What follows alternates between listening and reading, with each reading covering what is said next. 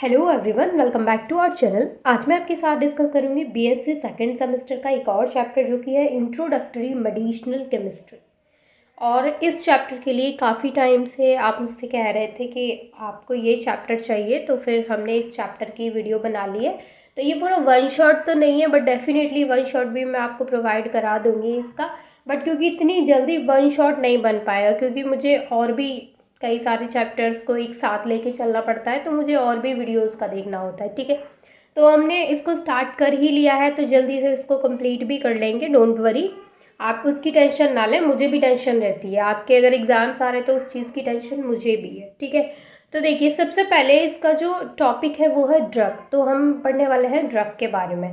तो देखिए, ड्रग होती क्या है, तो आपने सुना होगा ड्रग्स के बारे में बहुत, आप इस वर्ड से फेमिलियर हैं, ठीक है। ड्रग्स होती क्या है, तो जो मेडिसिन्स होती हैं, मेडिसिन्स 50% ड्रग से बनी होती हैं एंड 50% अदर सब्सटेंसेस से बनी हुई होती हैं। एंड बेसिकली जो ड्रग है ये एक फ्रेंच वर्ड होता है, यानी एक फ्रेंच वर्ड है ड्रग, जिसका मतलब होता है ड्रॉग से। ड्रॉग का मतलब क्या है, ड्राई हर्ब। अब देखिए, मेडिसिन्स हम क्यों लेते हैं, जाहिर सी बात है कि कोई भी इंसान अगर बिल्कुल ठीक है, उसकी तबीयत बिल्कुल ठीक है, देन उसको मेडिसिन्स क्यों लेनी, वो मेडिसिन बिल्कुल भी नहीं लेगा। अगर कोई व्यक्ति मेडिसिन ले रहा है, इसका मतलब उसकी तबीयत खराब है, उसको फीवर है, उसको या कोई और मतलब कोई बीमारी है उसको, है ना। तो ड्रग भी कहीं ना कहीं कोई बीमारी का इलाज करने के लिए, ट्रीटमेंट के लिए यूज़ होती है, क्योंकि मैंने अभी जस्ट बोला कि मेडिसिन में क्या होते हैं, ड्रग्स होते हैं। तो ड्रग्स किस लिए यूज़ किए जाते हैं, बॉडी में यूज़ किए जाते हैं किसी न किसी जो बीमारी है उसका ट्रीटमेंट करने के लिए, है ना। तो ड्रग के अंदर कुछ ऐसी प्रॉपर्टीज़ भी होनी चाहिए, किस किस तरीके की ड्रग होनी चाहिए कि वो नॉन टॉक्सिक होनी चाहिए, क्योंकि भाई जब कोई इंसान उसको खा रहा है, तो कोई इंसान अपने अंदर उसको ले रहा है ड्रग को, तो इसका मतलब क्या है कि उसका जो टॉक्सिक इफेक्ट है वो बिल्कुल ना के बराबर होना चाहिए। अगर है भी तो बहुत कम होना चाहिए। पहली बार तो उसका टॉक्सिक इफेक्ट होना ही नहीं चाहिए, और अगर है भी तो बिल्कुल ना के बराबर उसका टॉक्सिक इफेक्ट होना चाहिए, यानी नॉन टॉक्सिक होनी चाहिए वो। उसका कोई साइड इफेक्ट नहीं होना चाहिए, बट अगर है भी तो बहुत माइनर साइड इफेक्ट होने चाहिए। यानी बहुत सारी कैरेक्टरिस्टिक्स, प्रॉपर्टीज़ उसके अंदर होनी चाहिए, तभी कोई इंसान उसको खा सकता है। अब जैसे ड्रग है, अगर आप उसको लेना है, अब जैसे कहीं भी मान के चलिए आपके हाथ में कहीं भी आपकी बॉडी में पेन है। अब जैसे आप पेन किलर लेते हैं, तो पेन किलर का क्या रहता है कि आपने पेन किलर लिया, तो आपकी कहीं भी पेन हो रहा है, आपने पेन किलर ले लिया, तो वो पेन किलर आपका जो दर्द होता है उसको, जो पेन हो रहा है उसको सही कर देगा। कहीं भी दर्द हो रहा, सही, आप कोई भी पेन किलर यूज़ कर लेते हैं, है ना। तो उसमें वो क्या है कि अगर मैं पेन किलर की बात करूँ तो वो एक पर्टिकुलर बीमारी के लिए, यानी पर्टिकुलर बीमारी के लिए नहीं बनी हुई है, क्योंकि कहीं भी आपके पेन हो रहा है तो आपने उसको यूज़ कर लिया, आपने उसको टेक कर लिया, ठीक है। अब अगर हम बात करें कि जैसे मान के चलिए कि कोई भी चीज़ एक पर्टिकुलर बीमारी के लिए बनी हुई है, जैसे हमारे कहीं चोट लगी हुई है ना, तो वो चीज़ उस चीज़ के लिए बनी हुई है। तो कहने का मतलब ये है कि इनको आखिर कैसे पता चलता है कि यहाँ पर दर्द है, तो वो वहीं पे जाके उसको बंद कर देते हैं, यानी यहाँ पर पेन है तो वो उसी जगह के पेन को बंद कर देती है। तो ये भी क्या होना चाहिए, ड्रग के अंदर क्वालिटी होनी चाहिए, यानी ड्रग की एक कैरेक्टरिस्टिक प्रॉपर्टी होनी चाहिए। तो ये चीज़ तो आपको पता चल गया कि ये एक फ्रेंच वर्ड है, और ये फ्रेंच वर्ड कहाँ से लिया गया है, ड्रग से, जिसका मतलब है ड्राई हर्ब। अब देखिए, according to World Health Organization, यानी WHO के अकॉर्डिंग ड्रग की एक डेफिनेशन उन्होंने दी थी, क्या कि जो ड्रग होती है, drug is a substance that can be use to modify physiological system और pathological state for the benefit of the recipient. इसका मतलब क्या है, देखिए सिंपल सी बात है कि ड्रग एक ऐसा सब्सटेंस है जो कि बॉडी में यूज़ किया जाता है, तो वो क्या है, उसके फिजियोलॉजिकल सिस्टम को मॉडिफाई करने के लिए, पैथोलॉजिकल स्टेट को, ठीक है। तो ड्रग को ऐसे ही तो नॉर्मल नहीं लेंगे, मतलब ड्रग मेडिसिन्स में यूज़ होते हैं तो वो किसी न किसी बीमारी के लिए यूज़ होते हैं, तो इसको बहुत लंबा हमको पढ़ना है। ड्रग्स के ना, तो उसको अगर हम क्लासीफाई करते हैं तो उसके दो टाइप्स होते हैं। दो टाइप्स यानी कि दो तरीके की ड्रग्स होती हैं, एक होती है कीमोथेरेपेटिक और दूसरी होती है फार्माकोडायनेमिक। तो ये दोनों जो हैं वो अलग अलग वर्क करती हैं, और कैसे वर्क करती हैं वो भी हम समझेंगे। अब जैसे मैंने आपको बोला, ये जो डेफिनेशन है वो WHO के अकॉर्डिंग है, तो आप इसको नोट कर लें। अब अगर हम इसकी कैरेक्टरिस्टिक्स की बात करें, तो जस्ट मैंने अभी आपको जो एक्सप्लेन किया है कि ये क्या होनी चाहिए, it should be non toxic, यानी ये टॉक्सिक नहीं होनी चाहिए, क्योंकि कोई इंसान अगर इनको बॉडी में ले रहा है तो ये टॉक्सिक बिल्कुल भी नहीं होनी चाहिए, क्योंकि टॉक्सिक हुई तो फिर ये क्या, फिर कुछ भी नहीं। फिर जो आप अगर टॉक्सिक का मतलब तो हो गया कि वो पॉइजन की तरह वर्क करेगी। जैसे आपने अगर बीमारी में इसको यूज़ किया, आपने किसी भी पर्टिकुलर बीमारी के लिए इस चीज़ को यूज़ किया, तो फिर वो आपके बॉडी में उसके कोई भी मतलब बेनिफिट्स तो नहीं होंगे, वो उस चीज़ को ठीक तो करेंगे नहीं, ट्रीटमेंट तो नहीं होगा, क्या हो जाएगा, वो एक एज अ पॉइजन वर्क करेगी। तो ये टॉक्सिक तो होनी ही नहीं चाहिए, ठीक है।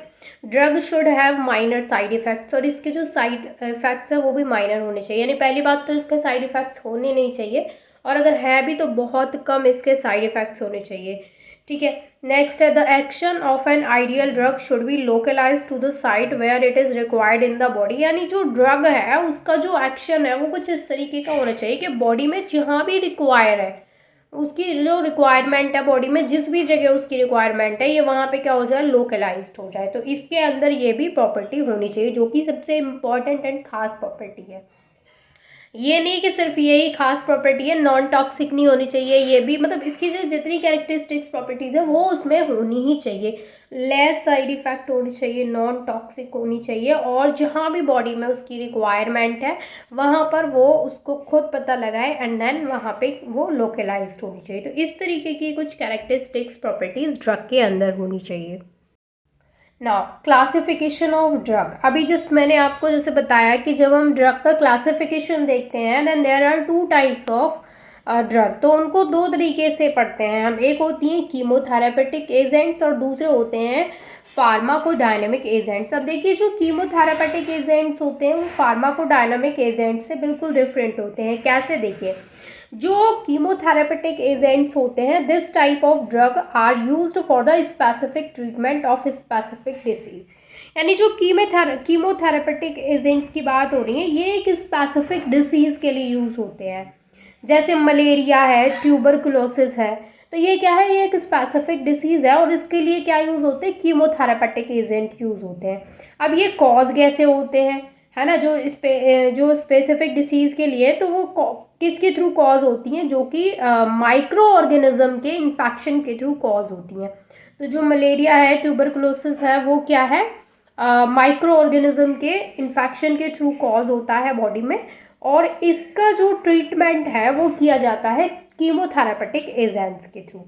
तो जो कीमोथेरेपेटिक एजेंट्स होते हैं ये क्या करते हैं, सिर्फ इतने समझ लीजिए कि ये एक स्पेसिफिक डिसीज़ के लिए यूज़ होते हैं, जबकि फार्माकोडायनेमिक एजेंट की बात करें तो these drug have specific effect upon the host but are not specific characteristics for a particular disease. यानी कि देखिए जो कीमोथेरेपेटिक एजेंट्स होते हैं, मैंने आपको बोला कि ये क्या होते हैं, स्पेसिफिक डिसीज़ के लिए यूज़ होते हैं, तो इनका होस्ट पर कोई वो नहीं होता, मतलब होस्ट के ऊपर कोई इफेक्ट नहीं करते हैं ये। बट जो फार्माकोडायनेमिक एजेंट्स होते हैं ये कोई स्पेसिफिक डिसीज़ के लिए तो यूज़ नहीं होते हैं, तो ये क्या करते हैं, इनका कुछ जो इफेक्ट है वो होस्ट पर पड़ता है but are not specific characteristics for a particular disease, लेकिन ये किसी पर्टिकुलर डिसीज़ के लिए यूज़ नहीं होते हैं जो फार्माकोडायनेमिक एजेंट्स होते हैं, ठीक है। तो ये दोनों आपको पढ़ने हैं, chemotherapeutic agents and pharmacodynamic agents, और दोनों के बीच में डिफरेंस आपको पता होना चाहिए। अब देखिए जो ड्रग्स होती हैं उनको दो पार्ट्स में कैटेगराइज्ड किया गया है, पहली होती हैं एसेंशियल ड्रग और दूसरी होती हैं ऑर्फन ड्रग।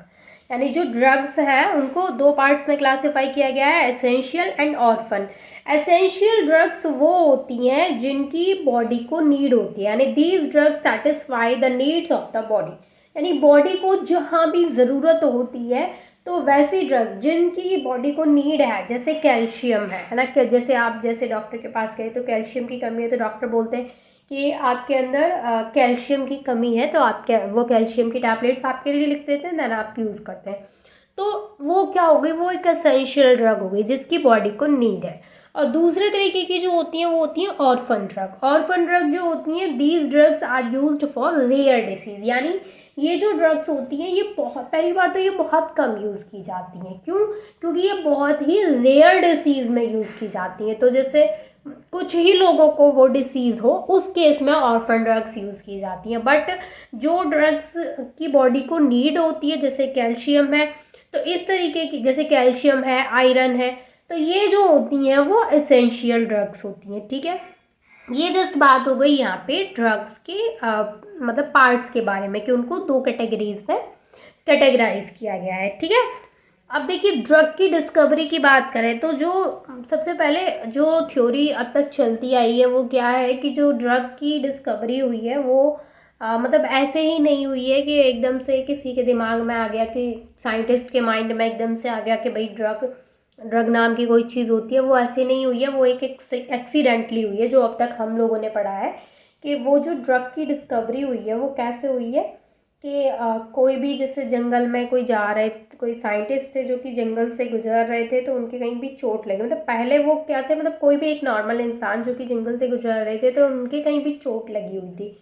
तो जैसे वहाँ पे जंगल में तो पेड़ पौधे होते ही हैं, तो कुछ जो मतलब कुछ लीव्स टाइप की कुछ कोई पेड़ ऐसे टच हुआ उनके जहाँ भी चोट लग रही थी उस जगह पे, और उनकी वो जगह जो थी वो ठीक हो गई। तो वहाँ से दिमाग में उनके आया कि मतलब ड्रग नाम की कोई, मतलब ड्रग नाम तो उसका बाद में ही पड़ा, लेकिन ड्रग जो नाम था वो ड्रग से आया, मैंने आपको बोला ड्राई हर्ब से आया है ना। तो वो क्या है, ड्राई हर्ब मतलब सूखी जो हर्ब होती हैं वो, ठीक है।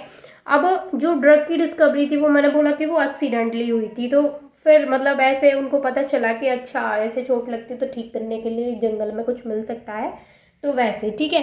तो drug discovery is the process identifying and developing new medicine. तो ड्रग डिस्कवरी में होता क्या है कि जो न्यू मेडिसिन्स हैं उनको आइडेंटिफाई करना एंड डेवलप करना, यानी न्यू मेडिसिन्स को डेवलप करना। जैसे न्यू डिसीजेज अपने आप हो जाती हैं तो उनके लिए न्यू मेडिसिन्स भी तो डेवलप होती हैं। जैसे कोविड-19 आ गया था, कोविड-19 आया तो उसके लिए न्यू मेडिसिन्स भी आई कि नहीं, वो थोड़ी देरी से आई वो अलग बात है, बट आई तो थी।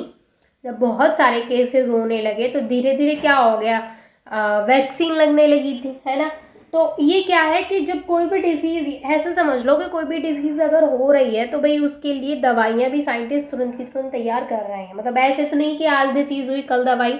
वो पहले क्या देखते हैं कि वो पहले देखते हैं कि आपके अंदर पूरा छानबीन करके कि क्या आखिर क्या डिसीज़ है ना, क्या उसके सिम्टम्स हैं और किस वजह से वो डिसीज़ हुई है। वो सबसे पहले देखते हैं कि किस वजह से हुई है वो डिसीज़, एंड ऐसी कौन कौन सी ड्रग है जो कि उस डिसीज़ में जो जिस रीज़न से वो डिसीज़ हुई है उसमें थोड़ी बहुत हेल्पफुल रहेंगी। देन वो एक पूरा बनाते हैं और फिर उसको टेस्ट करते हैं। अब टेस्ट भी ऐसे नहीं, वो टेस्ट एनिमल्स पे करते हैं, यानी इस तरीके से वो पूरा टेस्ट करने के बाद देन वो मार्केट में आती है कि देन अब आप इसको यूज़ कर सकते हैं ना, पूरा सारे टेस्ट होने के बाद।